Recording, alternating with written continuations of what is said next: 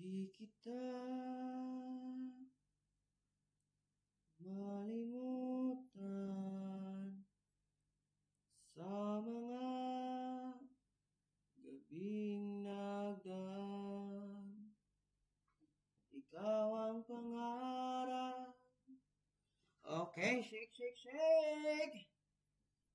I-repost na to guys, kaya naisip yat yung video na to guys. Naisip yat gamay guys. Gamay rin kay guys. Ano lang siya yung sabon, kaya wala dili ito mabas, ito mabasher, ito matawar guys. Okay, it's okay. Okay. Short background ni Sir Javi. Okay, I am a licensed professional teacher. Yeah, I graduated magna cum laude. Dito nito guys. Utang-utang guys. Ang lit rating ni Sir Javi, nung nag-take ako ng board, 90. Munti ka na, 90. Pero it's okay. Shake, shake, shake. Okay, shake, shake, shake. Okay, let's start. Walang problema rin ka Sir Javi guys. Ituturo ni Sir Javi yung mga techniques, calculator techniques, paano sagutan yung mga tanong. Okay, disclaimer lang.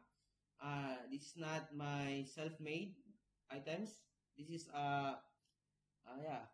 i-credit muna natin yung mga rightful owners nito. Okay, para wala tayong plagiarism. Okay, disclaimer lang. Okay, disclaimer. Next, ito. Which of the following is an example of perfect number? Sana all. Perfect number. Nobody's perfect, pero sa perfect number, meron. Sana all. Now, ano bang perfect number, Sir Javi?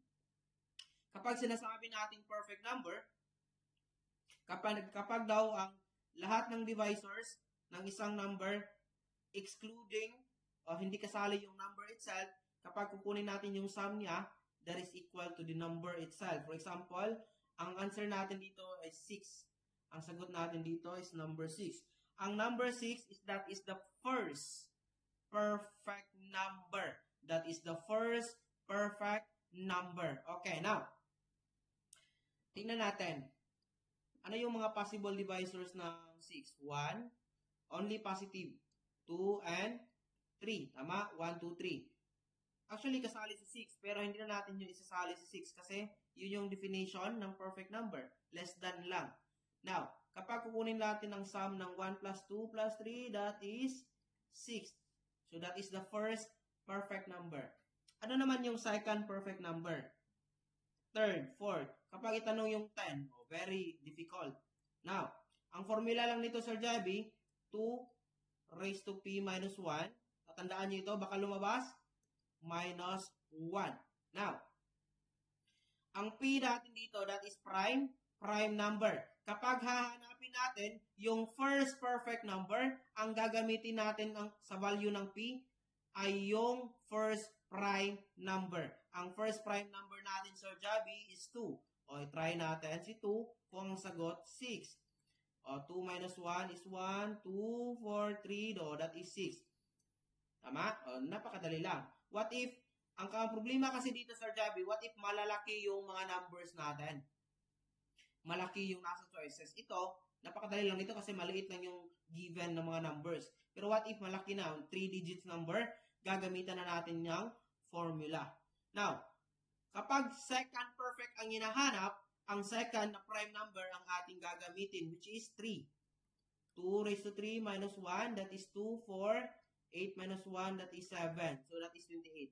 So, therefore, ang second perfect number is 28. Now, ano yung mga possible positive divisors? 1, ano pa?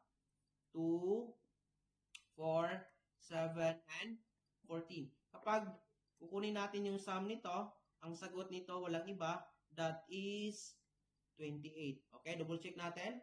1 plus 2 plus 4 plus 7 plus 14, that is 28. Equal siya sa number itself. Okay. Now, next. Ito, napakadali lang nito, Sir Javi. Shake na ito. Kahit ipikit pang ating mata na ito, Sir Javi, kuwang-kuha ito. An integer daw, that is equal to the sum of all its possible divisors. Clue, except the number itself.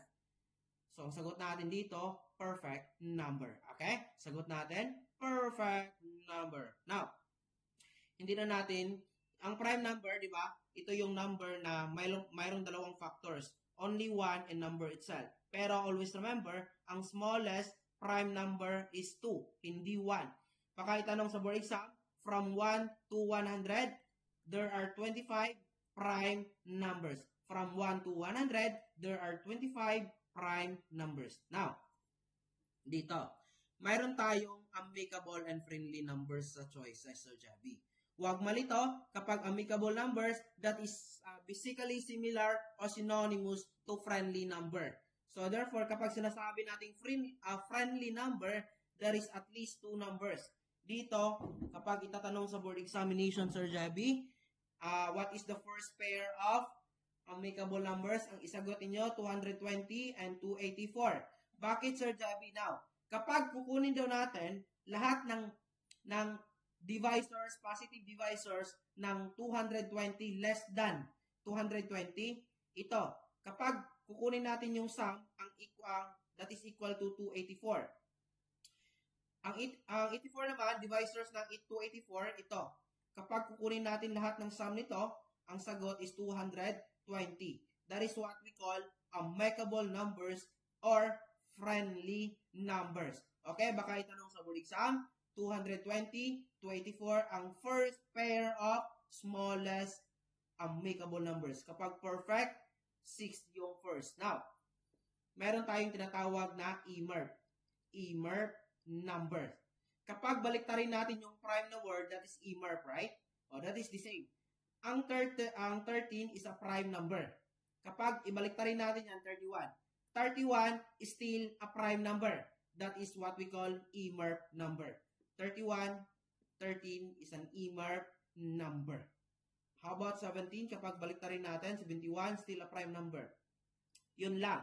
Ang prime number, baliktarin, is still a prime number. That is what we call EMERP number. Okay. Next. Shake. Ito, history. Who is known as the first true mathematician and regarded as a pupil of Egyptians and Chaldeans. Ito, napakadali lang. Huwag pahirapan ng sarili. Kapag true, letter T, Thales of Miletus. Okay? Thales of Miletus. TT, true, Thales of Miletus. Now, si Thales of Miletus is regarded as the first mathematician who proposed the deductive reasoning in geometry, in the field of geometry. Okay, next. What is the degree of the polynomial 3x to the 4th y minus 2x to the 3 z raised to the 4 plus 7y z raised to 5? Ang sagot natin dito, walang iba, number 7 yung degree natin kasi degree highest exponent. Okay. That is highest exponent. Ito lang yan, no? Add lang natin ng 3 and 4. That is 7. Okay? 7. Kapag i-add natin 4 and 1, 5. 1 and 5, 6. So, ang degree natin, 7. Highest exponent, 7. Ito. The equation, whose roots are the reciprocal of the roots of 2x squared minus 3x minus 5. Now, ang tinatanong dito, Sir Javi, kapag kukunin daw natin ang roots ng 2x squared minus, kunin muna natin yung roots na, dito, ituturo ni Sir Javi. Actually, pwede yan gamitan ng quadratic equation. Pero dito ka, Sir Javi, i-shift 9-3 muna natin. Shift 9-3 para i-reset natin. Shift 9-3, shake. Now, ito, quadratic equation. Paano natin kukunin yung roots or solution ng quadratic equation gamit ang calculator technique? Ang first step natin, mode. Press mode. Then, ito, equation, press 5. Tingnan natin, meron tayong 4 na choices. Diba? Diba, yung exponent ng, highest exponent ng quadratic is 2.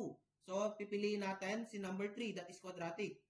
Now, ang A natin, 2, i-press ang 2, ipasok sa A. Ang negative 3, that is our B, ipasok.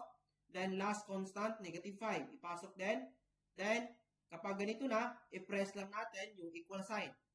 So, ang sagot natin dito, 5/2 and negative 1. Kukunin natin kung sino sa 4 na choices na ito na reciprocal yung roots niya sa 2x squared minus 3x minus 5.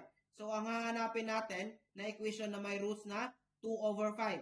Kasi, yung reciprocal ng 5/2 is 2/5. Now, Ang sagot dito is letter A.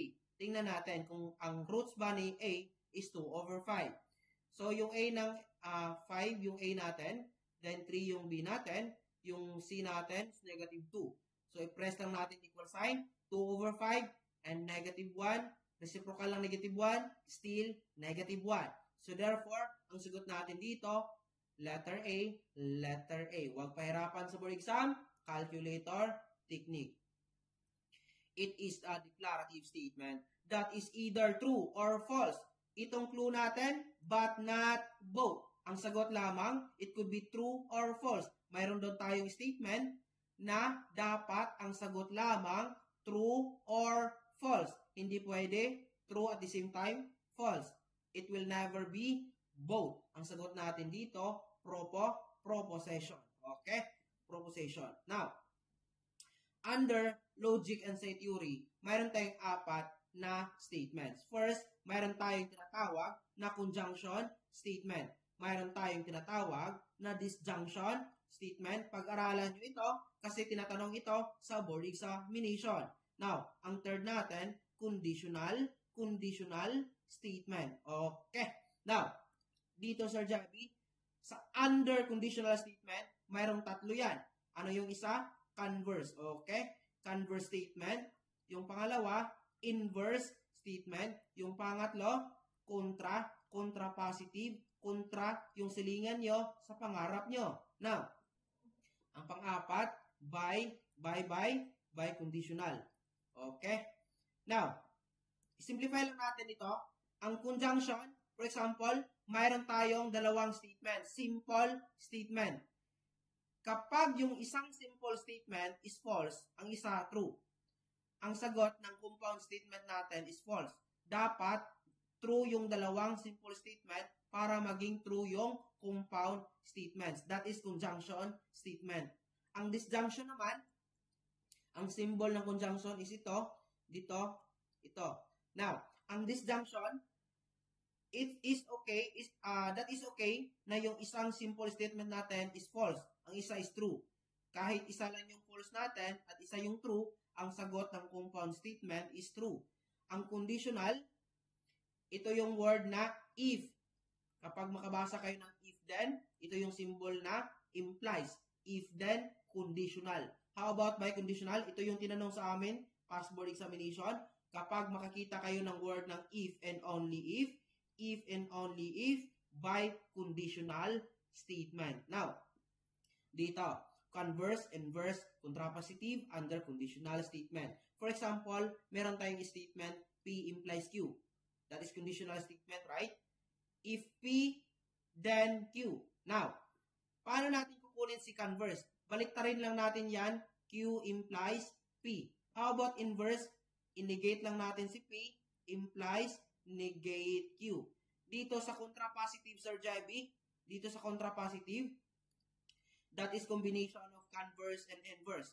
Dito, ang inverse ating i-reverse. Negate P, negation of Q, dahil negation of Q implies negation of P. Now, trivia, baka itanong, sino daw equivalent statement ng conditional? Ang sagot, contrapositive. Because, according to the theory, ang conditional and contrapositive is equal. Okay? Next. Conjunction statement is represented by this symbol. Sagot, huwag nang pahirapan. Letter B. Ito, disjunction ito, yung letter E natin. Disjunction, ito, conditional statement, if then. If then, conditional statement. Okay. Ito, ang N, that is other term of conjunction N. What is the derivatives of 2? Constant. Shake. Napakadali. 0. Derivative ng constant, 0. What is the sum of the coefficients in the x function of x plus y minus z raised to 8? Ano yung coefficient ng x? 1. Ano yung coefficient ng y is 1. Ang z, negative 1 raised to 8. Ang sagot dito, 1 raised to 8. That is 1. Sagot natin, ang sum ng coefficient is 1. Shake.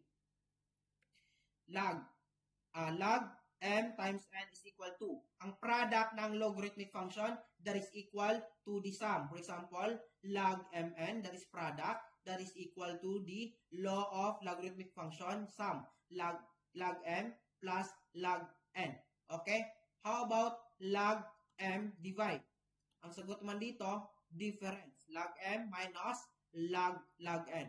How about this letter C, Sir Javi? Ito, that is power rule of log functions.